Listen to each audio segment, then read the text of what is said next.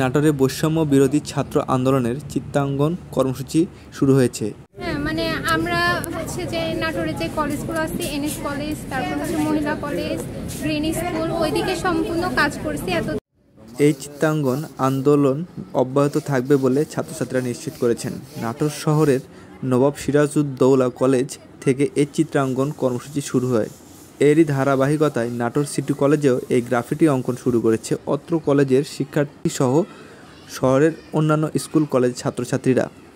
এখানকার স্টুডেন্ট, তোমরা এই যে এই গ্রাফিটি আঁকাচ্ছ, এটার উদ্দেশ্য?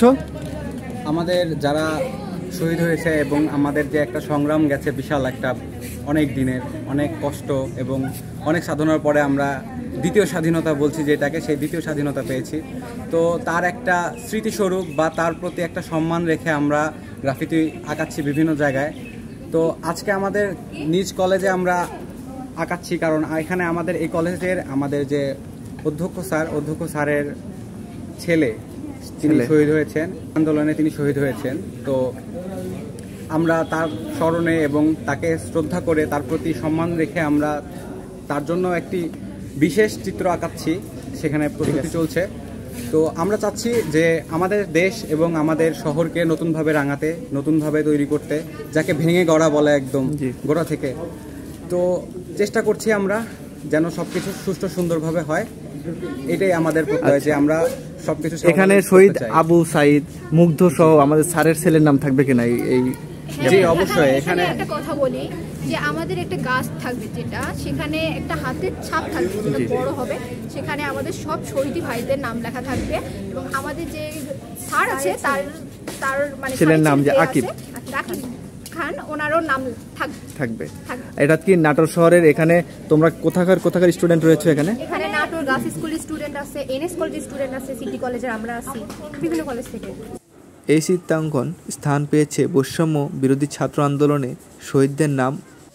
এ সময় এসব চিত্রাঙ্কন চলাকালে অনেক অভিভাবককেও উপস্থিত থাকতে দেখা যায়।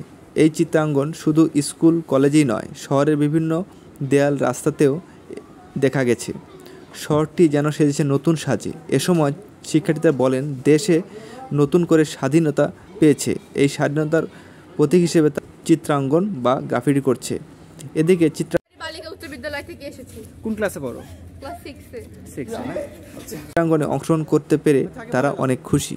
কলেজের প্রাক্তন স্টুডেন্ট ছিলাম, এখন নাই। কলেজ ধরেন সব প্রাক্তন হলেও কলেজ আমাদের, তো আমাদের কলেজ এটা রঙিন করার দায়িত্ব আমাদের, এটা ভালো মন্দ বোঝার দায়িত্ব আমাদের, ন্যায় অন্যায় বোধ থাকতেও হবে আমাদের। কলেজে অন্যায় একটা কাজ হবে বা অন্যায় কোনো কিছু হবে, সেটা প্রতিরোধ করতে।